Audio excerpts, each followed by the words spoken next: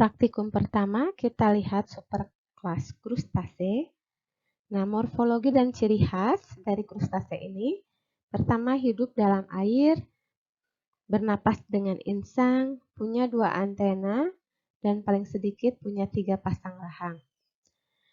Nah, subkelasnya ini terdiri dari Copepoda dan Malacostraca.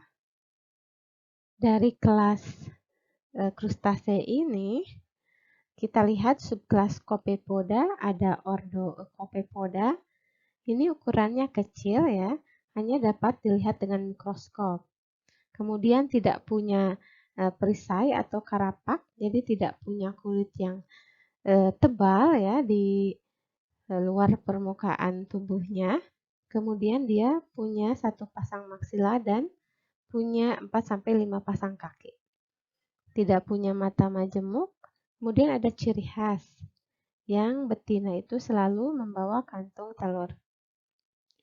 Dia hidupnya di air yang tenang, bisa air tawar atau air asin.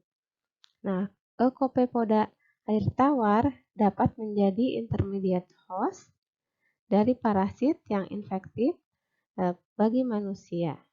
Nah, contoh dari Copepoda ini adalah diatom dan Cyclops.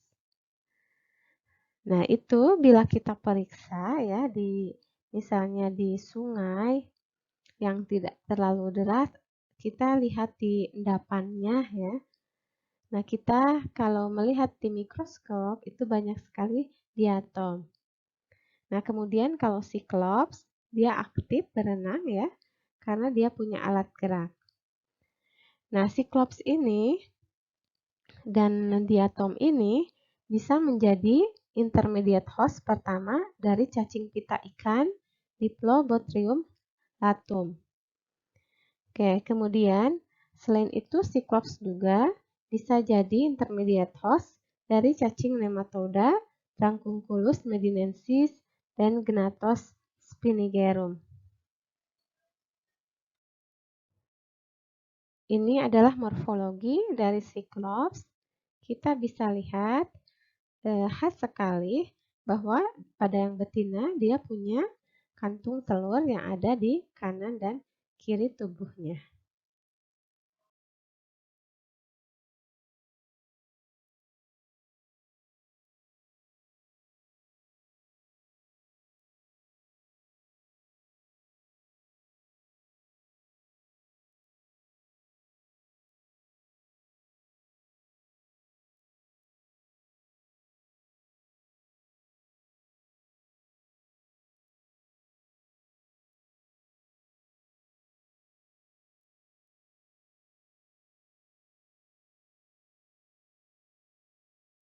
Kemudian kita lihat subkelas Malacostraca ya. Ordonya Decapoda.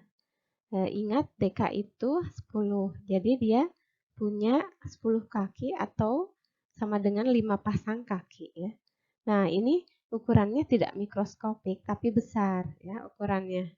Kemudian dia bersegmen-segmen, punya 5 segmen kepala, 8 segmen torak, 7 segmen abdomen ya.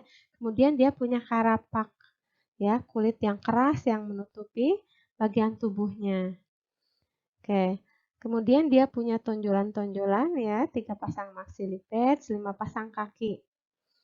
Oke, kemudian contohnya ini adalah udang dan ketam. Nah, udang air tawar ya, dia bisa menjadi intermediate host kedua dari cacing Trematoda paru Paragonimus westermani. Nah, kemudian udang laut ya atau prawn itu diduga penting dalam penularan cacing Angiostrongyloides cantonensis ya.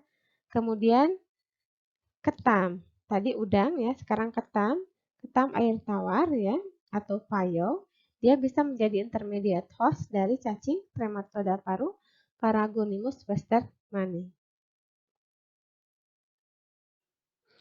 Nah, kita lihat skema atau sketsa ya dari cara infeksi dari Cyclops ya. Bagaimana dia bisa menjadi intermediate host dari cacing Rancunculus medinensis pada manusia. Oke, nah kita lihat di sini ada gambar manusia yang akan meminum air. Nah, air di sini mengandung mungkin ya kalau airnya tidak matang ya atau airnya mentah gitu terkontaminasi dari siklops. Nah, siklopsnya sendiri itu terinfeksi juga oleh larva mengandung larva dari Ranunculus juga ya yang infektif. Ya, jadi larvanya sudah matang. Jadi dia kalau tertelan oleh manusia akan menginfeksi. Nah, kita lihat manusia ini kemudian minum air. Nah, kita lihat tanda panah ini, kemudian ada nomor 1. Nah, nomor 1 kita lihat keterangannya bahwa nanti kalau sudah sampai lambung, maka si larva dan kunculus itu dia akan keluar dari siklops. Kemudian di nomor 2 masih di lambung ya. Kemudian nanti larva bermigrasi, dia menembus lambung, kemudian bermigrasi ke jaringan lain. Nah, pada tubuh manusia dia siklus hidupnya sampai 12 bulan ya atau sampai 1 tahun. Nah, kemudian setelah dia dewasa, kemudian dia ada jantan, ada betina, kemudian yang betinanya akan gravid, dia akan mengandung telur gitu ya. Nah, kemudian dia bermigrasi ya ke jaringan superficial ya, kemudian dia akan menembus ya kulit mengeluarkan larva. Oke, nah ini yang ditembus ini diilustrasikan kaki ya. Kemudian kakinya juga terendam di air, kemudian si larva akan keluar ke air gitu ya. Kemudian dia akan mencari intermediate host yang baru yaitu siklops ya, siklops yang lain. Oke, nah kemudian di siklops ini dia bisa menjadi infektif atau pada stadium yang bisa menginfeksi manusia itu sekitar 21 hari setelah siklopsnya itu ganti kulit sebanyak 2 kali. Oke, nah bagaimana ukurannya? Ukurannya larvanya itu mikron ya. Tuh sampai 750 mikron ya. Tetapi kalau yang dewasanya itu panjang. Kalau yang jantan itu sampai 29 mm atau sekitar 2 cm ya, 2 sampai 3 cm ya.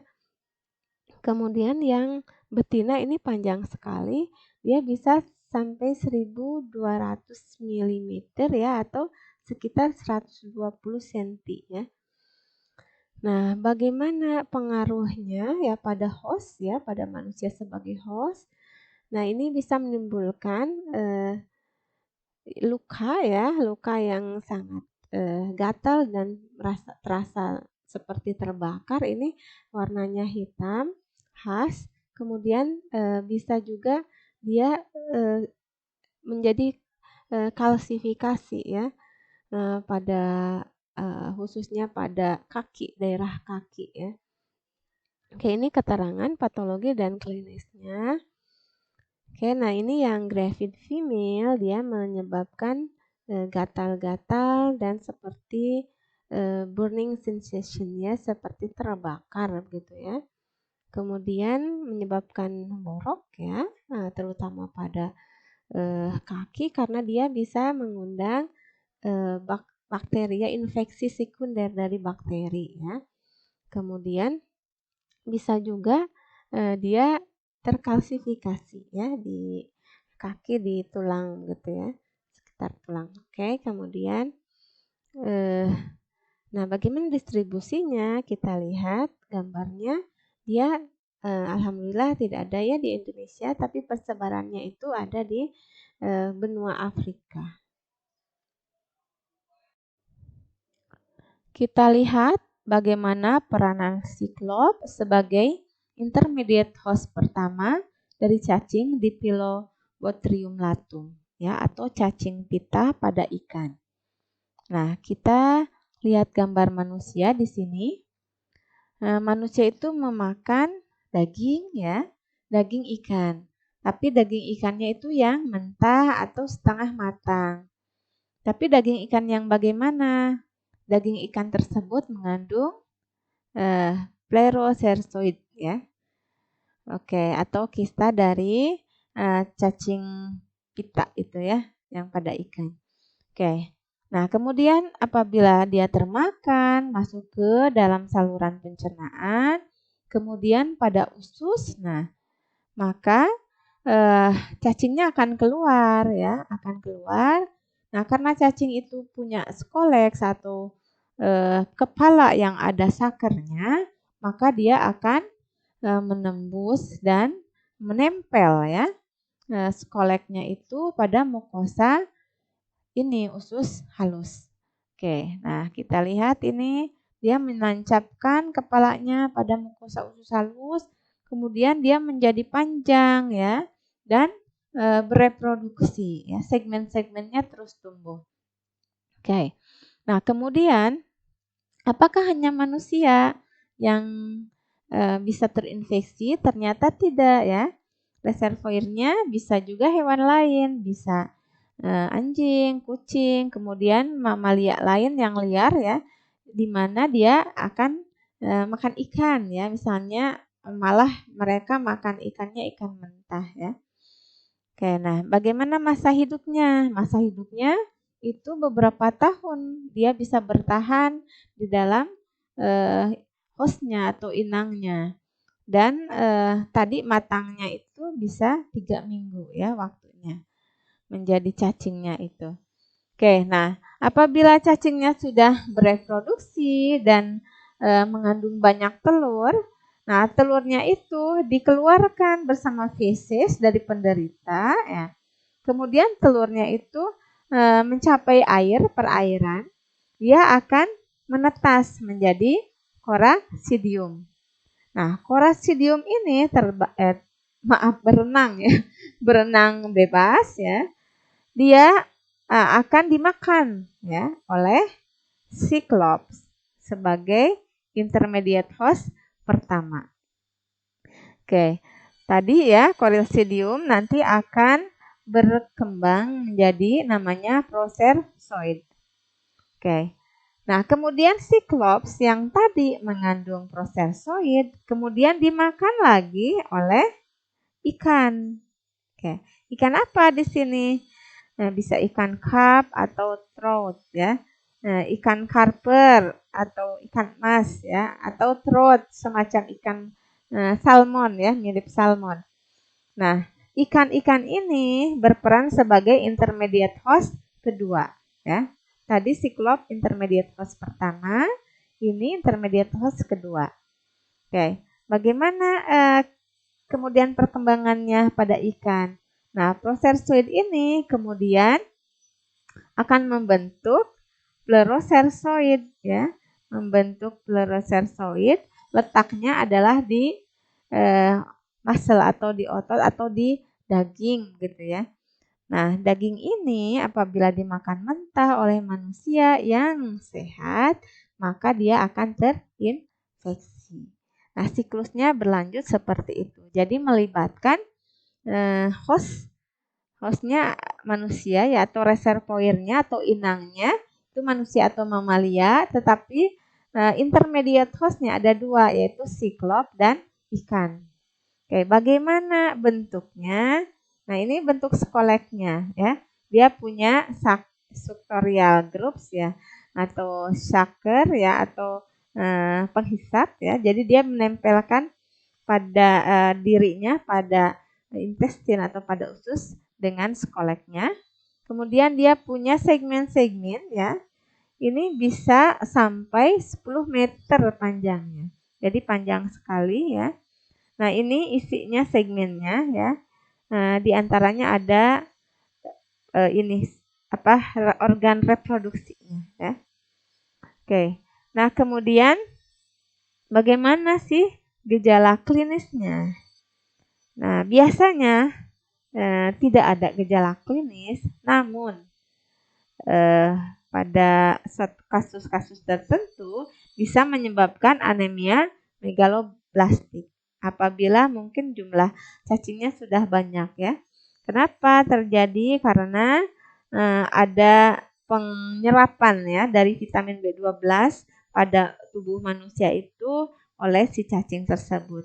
Jadi si penderitanya itu mengalami anemia. Oke, bagaimana cara diagnosanya di lab?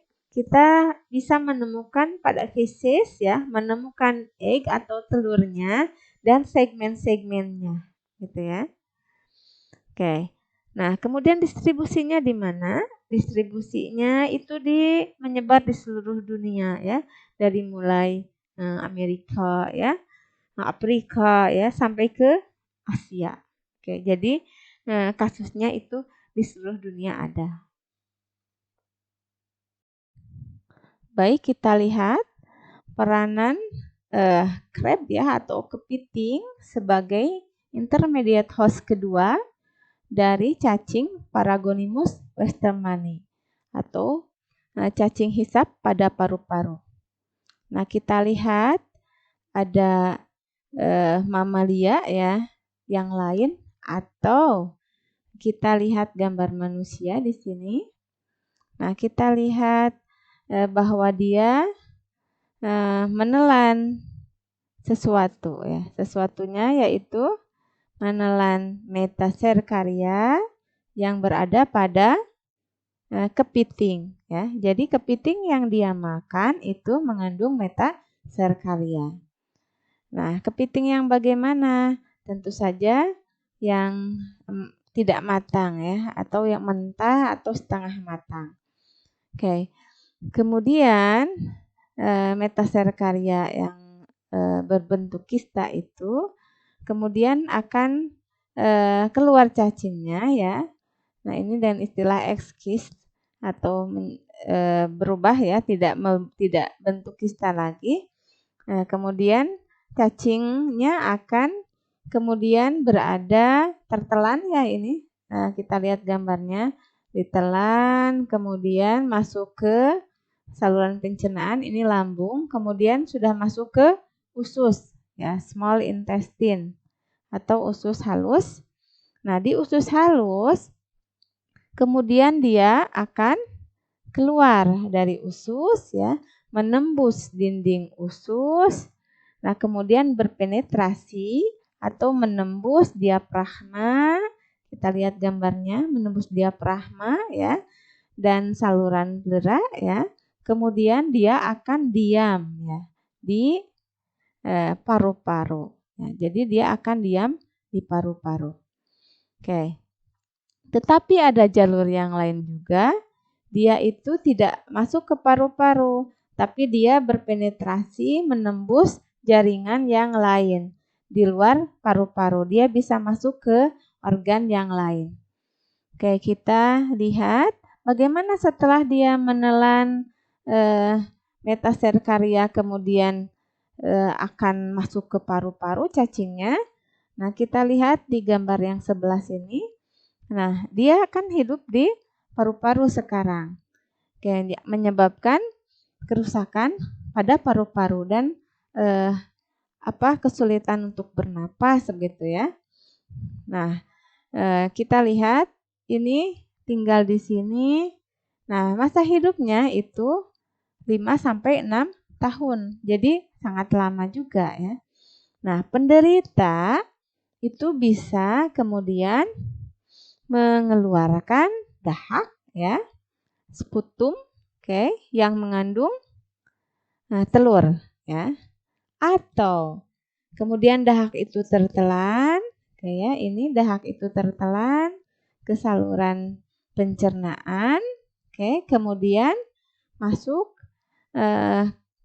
ke usus ya, kemudian terbentuk feses. Nah, setelah tertelan, kemudian dia masuk ke feses. Nah, bisa dikeluarkan juga lewat feses, gitu ya. Nah, ada dua penyebaran di sini, bisa lewat sputum, bisa lewat feses. Nah, tetapi harus kena dengan air, gitu ya. Sputum atau feses itu kemudian dia menemukan air. Kalau menemukan air, maka akan matang ya si telurnya itu. Dia akan matang, kemudian hatch atau menetas itu dalam 20 hari. Oke, setelah menetas dia akan keluar miracidium. Miracidium akan dimakan oleh snail atau siput sebagai intermediate host pertama. Di dalam siput itu ada 3 fase lagi, sporokista, redia, dan serkaria. Nah, siput host itu biasanya dia Melania ya spesiesnya. Nah, oke. Dari siput, kemudian dia sudah membentuk serkaria. Kemudian serkarianya dia akan pergi, meninggalkan siput. Dia akan tinggal pada host intermediate kedua, yaitu krustase. Di sini contohnya adalah crab atau kepiting. Nah, kemudian berlanjut siklusnya. Bila seseorang yang sehat makanlah ini kepiting, maka orang yang sehat itu akan terinfeksi juga, gitu ya. Oke, kita lihat ini dewasanya bentuk cacingnya ya. Ini cacing hisap pada paru-paru. Kemudian ini bentuk ovumnya atau telurnya. Bagaimana kita bisa mendiagnosa di laboratorium? Kita bisa menemukan telurnya pada sputum ya dengan pewarnaan KOH, atau kita menemukan telurnya pada feses setelah melakukan konsentrasi dengan formalin ether, atau bisa juga dengan tes serologi ya. Oke, kemudian kita lihat patologi klinisnya. Oke, kita lihat bagaimana sih efeknya. Nah, pada lokal di paru-paru ya. Kemudian dia ada reaksi pada jaringan, bisa membentuk kapsul-kapsul fibrosus ya. Fibros ya. Nah, kemudian kapsul itu mengandung cacing gitu ya. Nah, kemudian komplikasinya bagaimana? Kayak bila paru-paru tadi mengandung kista, maka terjadi bronkiostasis, abses ya, dan hemoptisis ya. Oke, jadi intinya dia akan merusak paru-paru dan menyebabkan komplikasi ya pada paru-paru sehingga pernapasan terganggu. Oke, kemudian kalau lokalisasi dia beradanya di mana begitu ya, tidak di paru-paru, kan tadi kita lihat dia bisa menembus jaringan lain selain paru-paru.